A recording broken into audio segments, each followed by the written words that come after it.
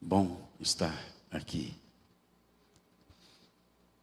Muito, incomparavelmente melhor do que em muitos outros lugares. Amém? É isso mesmo? Especialmente quando a gente está aqui, não apenas fisicamente, mas também com a mente, com o coração, com a alma, cantando, adorando, louvando o nosso Deus. Concorda com isso? Não há lugar melhor.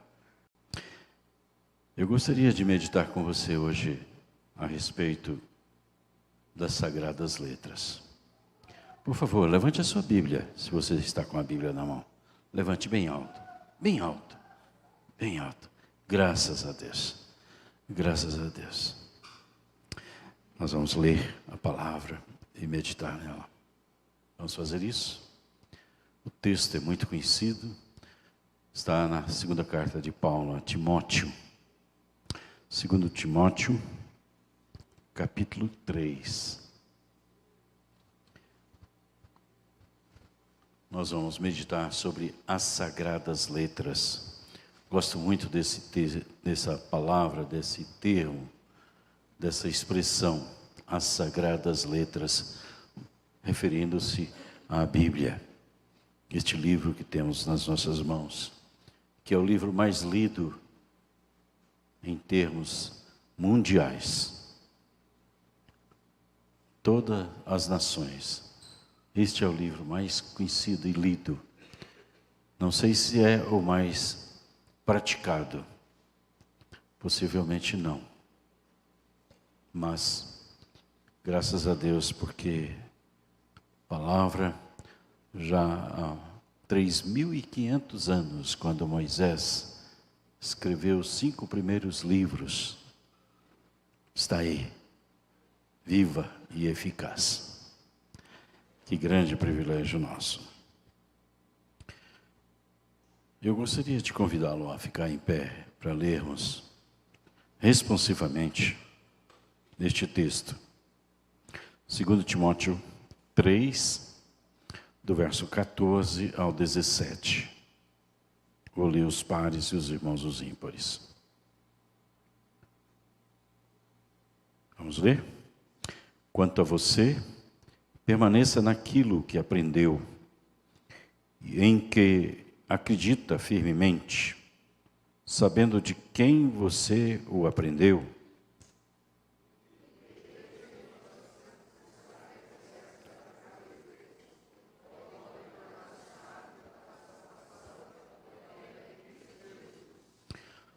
Toda a Escritura é inspirada por Deus e útil para o ensino, para a repreensão, para a correção, para a educação na justiça, a fim de que o homem de Deus seja perfeito.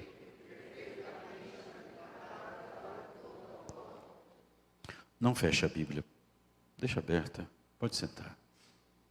Deixa aberta para meditarmos neste texto. Vamos olhar para o texto. Vamos ver o que a palavra, as Sagradas Letras, está para nos dizer nesse momento. Antes disso, mais uma vez, feche seus olhos, vamos orar. Sim, Deus bendito,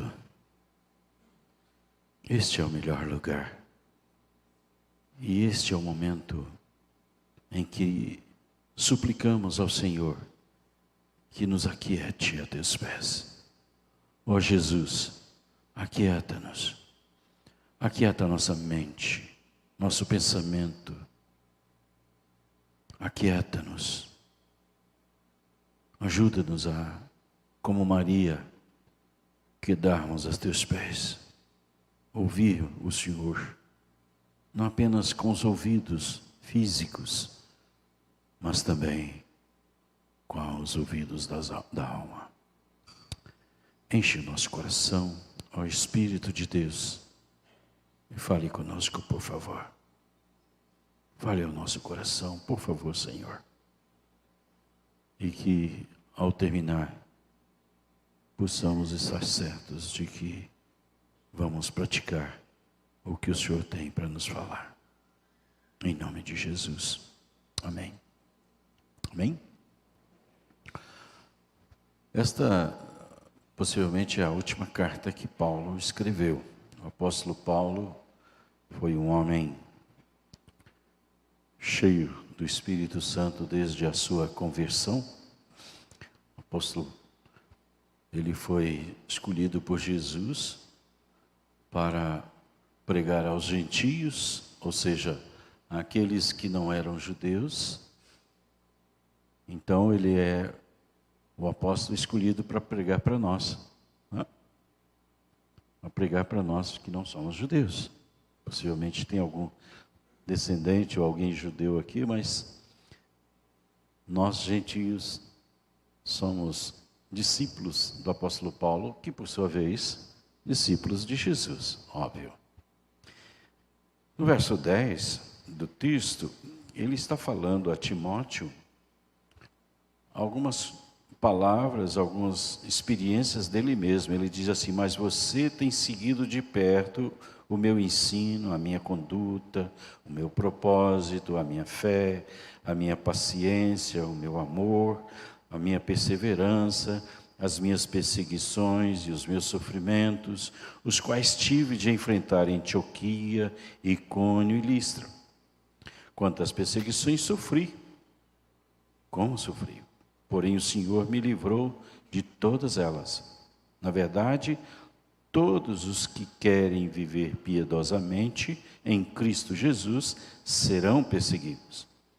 Mas os perversos e impostores irão de mal a pior, enganando e sendo enganados. Observe que ele está contando, dizendo a Timóteo, seu filho na fé, jovem pastor em Éfeso, agora o apóstolo está em Roma, nos últimos momentos da sua vida, se despedindo dele, e então ele diz tudo isso que certamente Timóteo já sabia, para ele transmitir a outros, e esses outros a outros, como ele diz no início do capítulo 2. Por isso, ele começa o verso 14 dizendo: quanto a você, anteriormente ele está dizendo, quanto a mim, aconteceu isso, sofrimento, sofrimento, sofrimento, sofrimento, sofrimento, sofrimento. Quanto a você, Timóteo, quero te dizer o seguinte. O que ele quer dizer? Permaneça naquilo que aprendeu e em que acredita firmemente, sabendo de quem você aprendeu e que desde a infância você conhece as sagradas letras. As sagradas letras. Obviamente que aqui ainda não era difundido ou não tinha ainda o Novo Testamento. As sagradas letras que o apóstolo se refere é o Antigo Testamento. O Pentateuco, os Salmos, os Profetas, o Antigo Testamento. Sagradas letras, palavra de Deus.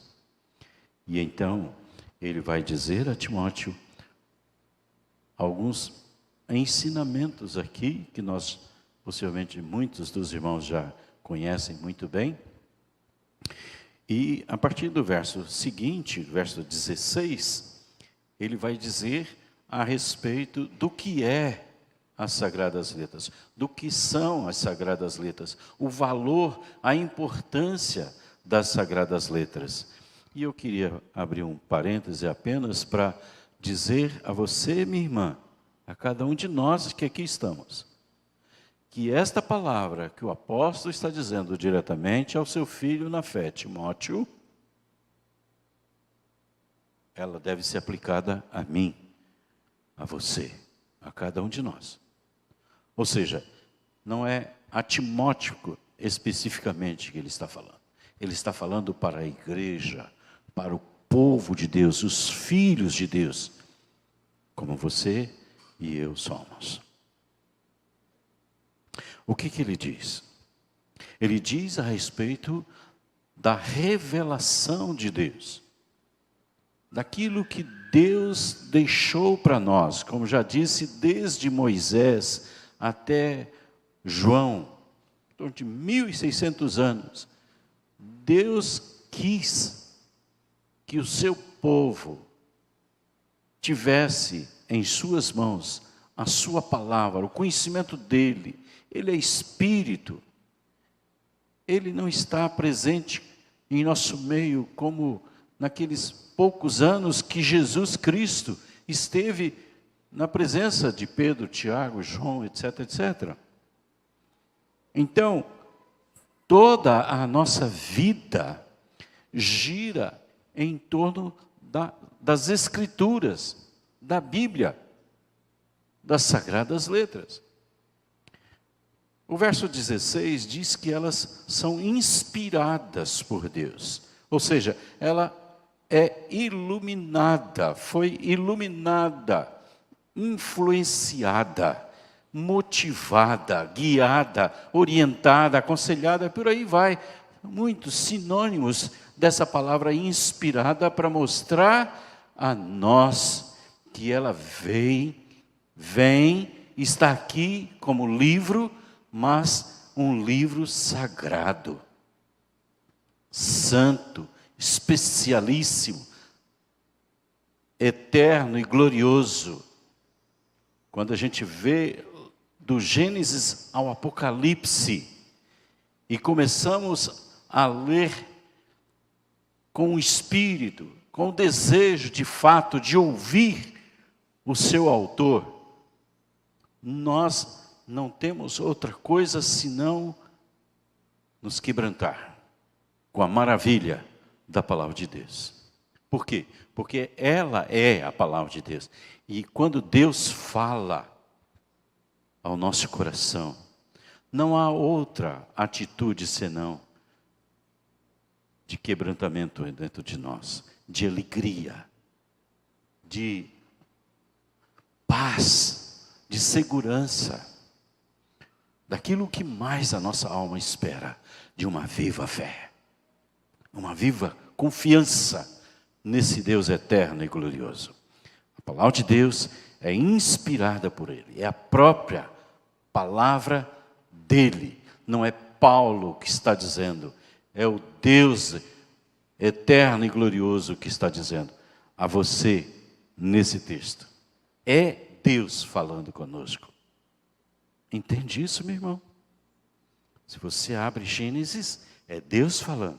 Se você abre Amós, é Deus falando. Se você abre 1 de Pedro, é Deus falando.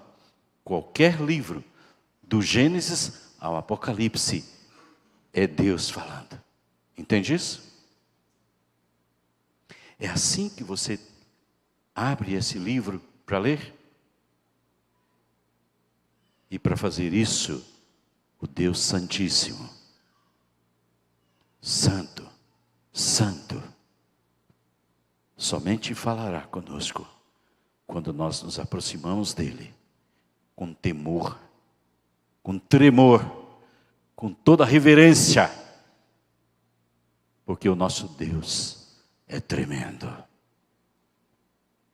O nosso Deus é excelso, é justo, é poderoso. Ele faz quebrar os cedros. Ele quebra coração de pedra. Possivelmente o seu coração era um coração de pedra e Ele quebrou, como quebrou o meu. E tem quebrado, e continua quebrando. Por isso nós podemos entender que este livro não é um livro qualquer.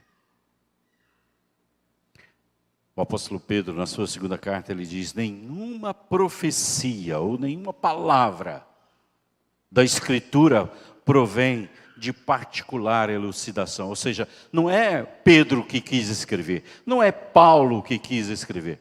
Nenhuma palavra vem de particular vontade. Porque nunca, jamais, qualquer palavra, profecia, foi dada por vontade humana. Entretanto, homens santos, separados para isso, especialmente separados e usados para isso, falaram da parte de Deus, movidos pelo Espírito Santo. Que coisa extraordinária. Eu não sei quantos de vocês podem dizer isso para você mesmo. É uma pura e simples verdade. A palavra de Deus é isso. Porque Deus é isso. E muito mais do que isso. Você concorda? É isso mesmo? O verso 16 nos fala que ela é útil. Ela não é um livro de utilidade social, ou passatempo, ou de brincadeirinha. Não é. Ela não foi escrita para isso. Quais são as utilidades que esse texto nos mostra? Está claro aí. Primeiramente, ela nos ensina.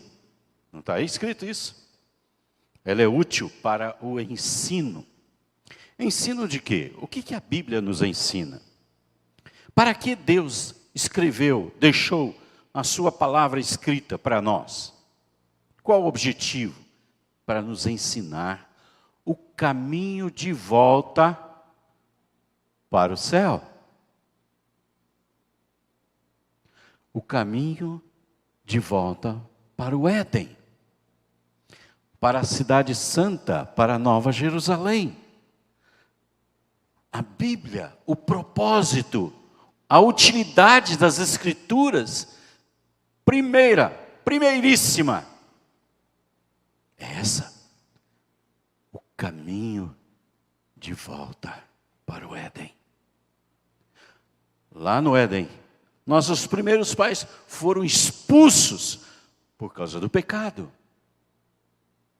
E foram colocados querubins na porta do jardim, para não deixar que eles entrassem novamente no jardim e comessem do fruto da árvore da vida e vivessem longe de Deus, afastados, fora do céu. Jesus é a árvore da vida. E o Apocalipse vai nos dizer, ou nos diz, que através das Escrituras, das Sagradas Letras, nós aprendemos o caminho de volta. Entende isso? Então, qual a utilidade do ensino bíblico? Que Jesus Cristo, o nosso Senhor e Salvador, deu a sua vida por nós e nos dá o privilégio de saber o caminho. Na verdade, ele disse claramente: eu sou o caminho. Eu sou o caminho. Ele é o caminho. Então, é aqui nas Escrituras que nós vamos entender claramente. Não precisa ser doutor em letras, em filosofia, em pedagogia, muito menos em teologia, em grego, em hebraico. Não, o inculto, o semi-analfabeto, qualquer que seja a pessoa, ela pode aprender esse caminho e andar por ele. Andai nele, andar nele. A palavra nos ensina. E não apenas isso, mas nos ensina a ensinar. Aqui mesmo nessa carta, no capítulo 2, diz o seguinte: procura apresentar-te a Deus, aprovado, como obreiro que não tem de que se envergonhar, que maneja bem a palavra da verdade. Muitas vezes nós ficamos com vergonha ou temerosos de ensinar a pessoa o caminho do Éden, ou de volta ao céu, ou o caminho da salvação, ou falar a respeito da nossa fé, ou qualquer coisa semelhante, porque nós não sabemos manejar bem a palavra da verdade. E a gente fica com medo. E se fizer essa pergunta? E se me perguntar a respeito daquilo? E aí a gente fica calado. Por quê? Porque desconhecemos, não temos segurança daquilo que poderemos ser questionados. Mas isso é uma artimanha maligna, queridos. É uma artimanha maligna.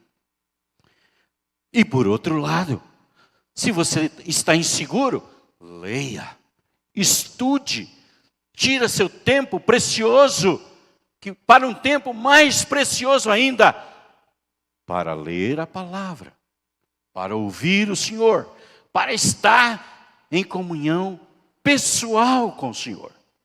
De preferência, a primeira hora do dia. Não a última hora do dia, mas a primeira. Esse é o momento singular, especialíssimo, antes do café da manhã. Põe o despertador mais cedo um pouquinho, para buscar o Senhor. Buscai o Senhor em primeiro lugar, e as demais coisas, e todas as demais coisas, vos serão acrescentadas. É o próprio Jesus quem diz isso. Dê prioridade à palavra. Dê prioridade. Dê valor a quem deu valor na sua vida. Dê valor para ouvir com os ouvidos do corpo e da alma. Os ouvidos físicos e os ouvidos espirituais. A Deus, ao Senhor. A Bíblia está aqui para nos ensinar e também para nos repreender. Repreender significa aprender de novo e de novo. Aprender, aprender, aprender. E também, muitas vezes, isso acontece através da advertência, da censura, da reprovação, admoestar com energia os nossos erros, as nossas faltas. Somos filhos. E na qualidade de filhos, muitas vezes, ele precisa de nos repreender. E não somente nos repreender, nesse sentido de aprender novamente, de novo e mais uma vez, mas também está dizendo aí, nos corrige. A Bíblia foi escrita para nos corrigir. E eu gosto muito de um texto. Vamos ler esse texto, vê se você consegue deixar aberto aí e ler logo aqui na frente na carta aos Hebreus. Esse texto de Hebreus é fantástico, assim como Provérbios fala muito a respeito da correção que vem do Senhor. Esse texto também fala, é possível que você já conhece até de cor, porque ele é um texto bom, muito bom nesse sentido. Quando Deus, nosso Pai, tem que nos corrigir, Ele nos corrige. E como Ele nos corrige? Por que Ele nos corrige? Qual a razão dele nos corrigir? Vamos ler juntos? Hebreus 12, verso 4. Esse barulho é tão bonitinho. Esse barulho é bonito, né? As folhas abrindo. Hebreus 12, 4. Vamos ler juntos? Na luta, olha só, na luta, não está falando na luta para ganhar dinheiro. Não está falando na luta para levantar de madrugada. Não está falando na luta dentro de casa com o filho, com a mãe, com o irmão. Não, na luta contra o pecado. Contra o pecado. Vocês ainda não resistiram até o sangue. E vocês se esqueceram, vamos ler juntos? Vamos ler? Se esqueceram da exortação que lhes é dirigida como a filhos. Vamos lá. Meu filho, nem desanime quando por ser repreendido por ele. Porque o Senhor... Vamos continuar. É para...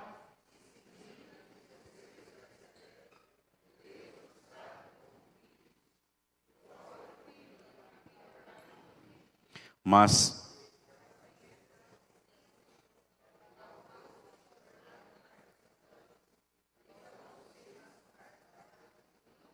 Além disso, tínhamos os nossos pais humanos que nos corrigiam e nós os respeitávamos. será que então não nos sujeitaremos muito mais ao Pai espiritual para vivermos? Pois eles...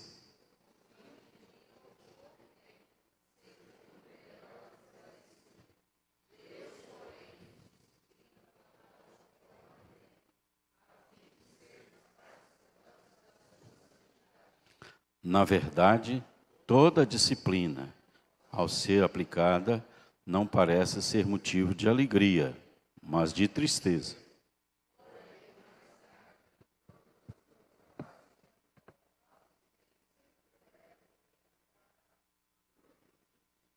Por isso, levantem.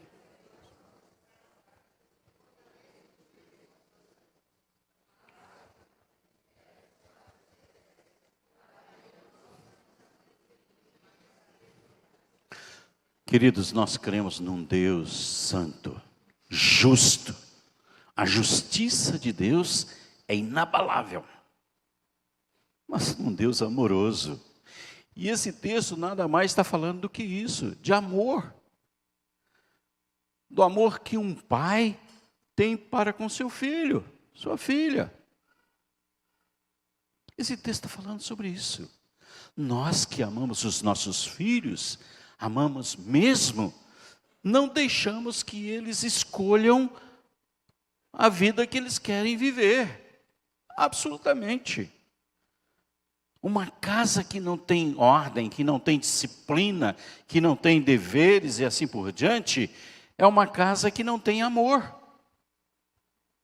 É assim que eu entendo.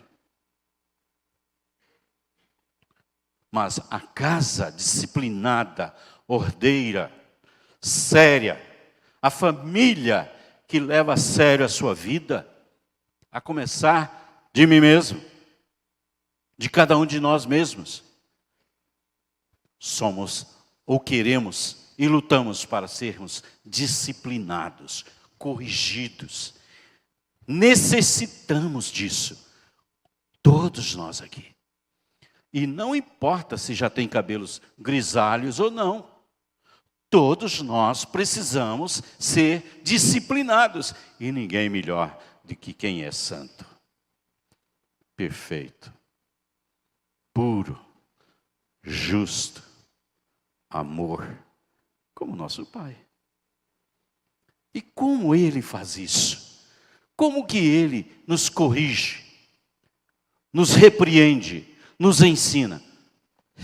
Não tem outra forma melhor do que essa. Não existe. Porque essa aqui você tem dentro do seu bolso, você tem dentro da sua pasta, você tem dentro da sua bolsa, você tem em qualquer lugar. Você vai para o consultório médico, você está com a palavra. Fica lá 40 minutos. Fazendo o quê? Por que não ler a palavra? Por que não buscar a correção, a repreensão, o ensino da palavra? E não somente isso, mas ela também nos educa na justiça. Não é isso que está dizendo aí o nosso versículo, verso 16? Ela nos educa. Educa na justiça, queridos. Esta palavra, ou esta atitude, essa virtude do nosso Deus de ser justo. Justo é aquele que não pende nem para a esquerda, nem para a direita.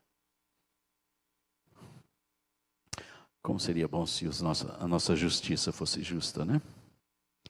Não estou atirando pedra em ninguém, mas infelizmente vivemos num mundo onde a justiça não é totalmente praticada.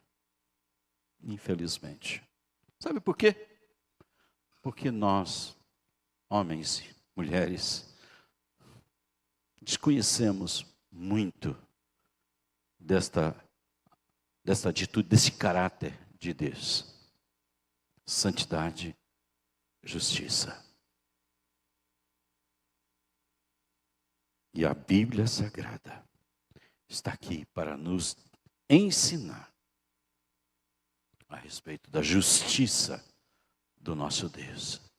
E Ele é tão justo, observe bem essa palavra, o nosso Deus é tão justo, ou simplesmente justo, que ele não permite que quem creu em Jesus na cruz como filho de Deus vá para o inferno. A justiça de Deus não permite isso. Porque ele diz isso aqui. Se você crê, você tem a vida eterna. Porque Deus amou você dessa forma. Para que todo que nele crê tenha a vida eterna. Porém, ele não seria injusto, não pratica um ato de injustiça de deixar que alguém entre no seu céu se não crê em Jesus. Entende isso? Ou seja, a justiça de Deus, ela é aplicada em quem crê e também em quem não crê em Jesus. Precisamos saber disso e dizer isso, queridos. Precisamos entender isso e dizer isso às pessoas. Parentes nossos que não sabem, porque não leem, têm preguiça de ler a palavra. O que nós podemos entender é que o mundo de hoje não conhece Jesus mesmo e não quer conhecer. Eu já me dispus a estudar a Bíblia com algumas pessoas que não conhecem Jesus, ou só já ouviu falar de Jesus, ou sabe que todo mundo sabe a respeito de Jesus, porque não querem estudar a palavra, ler, meditar na palavra. Infelizmente, é um fato. Vamos correr um pouquinho? O verso 17 vai nos falar, ou nos fala, a respeito de dois propósitos das Sagradas Letras na nossa vida. Está bem claro aí. Quais são eles? Para que sejamos perfeitos. Observe bem. Qual é o propósito do nosso Pai para conosco, seus filhos? Sermos perfeitos. Deus não nos permite viver na imperfeição e muito menos não nos importarmos em busca da perfeição. É por isso que Ele nos ensina, nos repreende, nos corrige, nos exorta, nos educa. É porque Ele não quer que nós somos imperfeitos e continuemos, tudo bem, obrigado. Não, de forma alguma. É para isso que Ele deixa esse livro sagrado nas nossas mãos. O desejo dele é que você, meu irmão, seja perfeito. O desejo dele é que você, minha irmã, busque a perfeição. Já, aqui, agora. Desde o dia que você nasceu, até o dia da sua morte, você está nesse caminho. E sendo orientado para isso. É isso que Ele quer de você. Que você seja perfeito. E é o próprio Jesus quem nos fala, sejam perfeitos, como perfeito é o vosso Pai Celeste. Lembra desse texto? Mateus 5, 48. Sejam perfeitos, como perfeito é o vosso Pai Celeste. Na primeira carta de João, o apóstolo do amor diz assim: vede que grande amor nos tem concedido o Pai, a ponto de sermos chamados filhos de Deus. E de fato, somos filhos de Deus. Por essa razão, o mundo não nos conhece, porquanto não o conheceu a Ele mesmo. Amados, agora somos filhos de Deus. E ainda não se manifestou o que haveremos de ser. Sabemos que, quando Ele se manifestar, olha só, seremos semelhantes a Ele. Porque haveremos de vê-lo como Ele é. haveremos de vê-lo como Ele é, porque seremos semelhantes a Ele. Essa semana, Deus levou para o céu um servo maravilhoso que Ele teve aqui na terra por muitos anos. Tim Keller, que homem de Deus. E as últimas palavras dele, no dia anterior, foi: eu estou ansioso para ver Jesus. Eu quero ver Jesus. Me leve logo, por favor. Queridos, se nós queremos ir para o céu, é porque lá está o nosso Salvador. Senhor Jesus está lá com seus braços abertos nos esperando. O nosso Pai está lá aguardando a nossa chegada. Eu não sei quantos de vocês já leram o livro O Peregrino de Jambanha. Já leu? Já leu esse livro? É um livro espetacular, muito já. Eu gosto de lê-lo pelo menos uma vez todo ano. Lê atentamente com as notas, porque tem ele sem as notas, mas tem ele também com as notas. É incrível. Ele mostra exatamente isso que estamos dizendo desde o início. O caminho da nossa vida neste mundo. Desde o nascimento até a entrada no céu. Até atravessar o rio e ser recebido de braços abertos por Jesus. Procure e leia se você não conhece ainda esse livro. O Peregrino. Tá bom? Livro maravilhoso que nos fala a respeito. Mas não é igual à Bíblia, óbvio. Óbvio, não é sagrado. Voltando ao verso 17 para terminar. O propósito da Bíblia é sejamos perfeitos e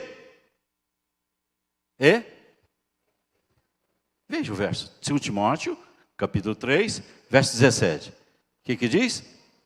Para que sejais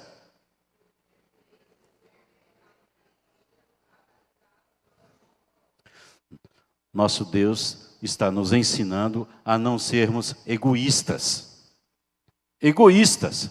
Ou seja, aquilo que Deus está ensinando a você nessa noite, o que Ele quer que você faça? Capítulo 2, volta a página. Verso 1. Vamos ler juntos? Quanto a você, meu filho, vamos ler? Fortifique-se na graça que há em Cristo Jesus. O quê? E o que você ouviu de mim, na presença de muitas testemunhas, isso mesmo.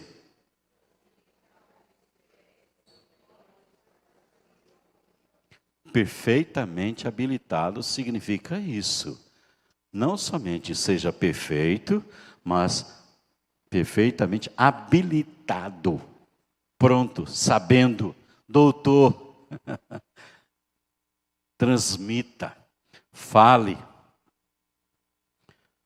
Aos Efésios, o apóstolo diz: e Ele mesmo, o Senhor, concedeu uns para apóstolos, outros para profetas, outros para evangelistas, outros para pastores e mestres, com vistas ao aperfeiçoamento dos santos, para o desempenho do seu serviço, para a edificação do corpo de Cristo, até que todos cheguemos à unidade da fé e do pleno conhecimento do Filho de Deus, à perfeita varonilidade, à medida da estatura da plenitude de Cristo. Percebe? Qual é o propósito da Bíblia? O que Deus espera de cada um de nós? Jovens, que você cresça na graça de Jesus. Homens e mulheres, adultos e idosos, que nós cresçamos na maravilhosa graça de Jesus. A Bíblia está em nossas mãos, é para isso, queridos. Não é para enfeitar instante, não é simplesmente para trazer à igreja, mas é para ser lida, comida, dia a dia, todo dia. Assim como você não pode ficar sem comer para o seu corpo, você também não pode e não deve ficar sem comer para a sua alma. Porque senão você vai ficar doente da alma, como doente do corpo. Óbvio. Óbvio.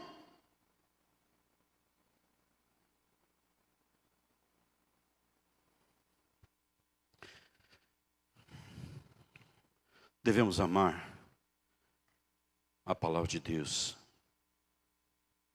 porque nela encontramos tudo o que o nosso ser precisa, necessita.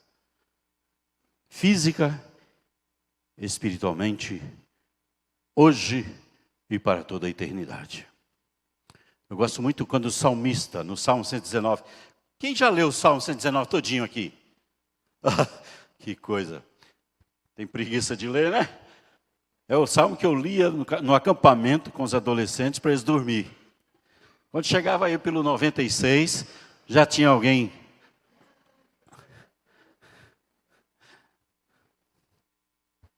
Mas o Salmo 119 diz o seguinte: quanto amo a tua lei, quanto amo a tua lei, é a minha meditação todo dia.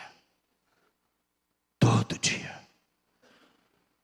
Esses dias atrás o pastor Renato falou para a gente decorar um versículo aqui. Eu escrevi, cheguei lá em casa, escrevi o versículo, anotei, está lá na minha mesa, mas não decorei, você acredita? Mas eu sei que nós precisamos não apenas decorar, mas guardar no coração. Guarda no coração as tuas palavras para não pecar contra ti. Que coisa extraordinária. O propósito da Bíblia é tirar o nosso pecado, jogar o pecado no lixo, jogar o pecado no lugar do pecado e nos levar à presença do Senhor. Salmo 19, para terminar. A lei do Senhor é perfeita e restaura a alma.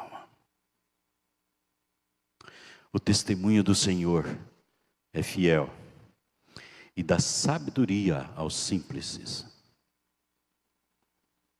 Os preceitos do Senhor são retos e alegram o coração.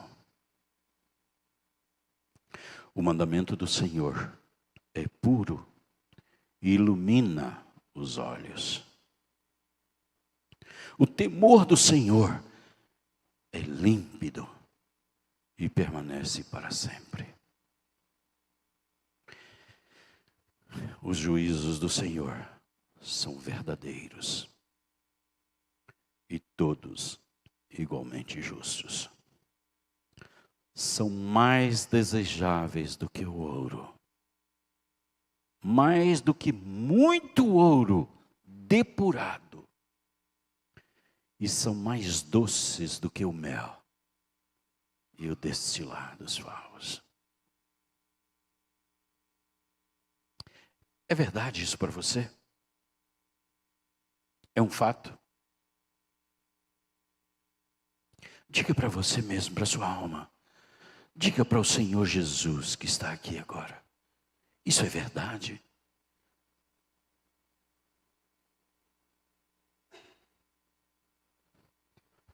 São mais doces do que o mel. A palavra de Deus. Doce. São mais desejáveis do que o ouro. Tem muita gente que não tem tempo para a palavra, porque estão atrás do ouro. Estão desejando muito mais o ouro do que a palavra, do que os mandamentos, os preceitos, o temor, a palavra, a Bíblia. Gostaria que você, ao fechar a sua Bíblia, não fechasse o seu coração. Não feche o coração. Leva essa palavra para o seu travesseiro. Medita nela. Medite. Chega na sua casa. ao colocar sua Bíblia no lugar, ore e fala: Senhor, me ajude a levantar mais cedo amanhã. Me ajude. E Ele vai fazer isso. Ele vai fazer isso, ok? Curva a sua cabeça. Vamos fazer isso agora? Feche os seus olhos. Fale com o Senhor.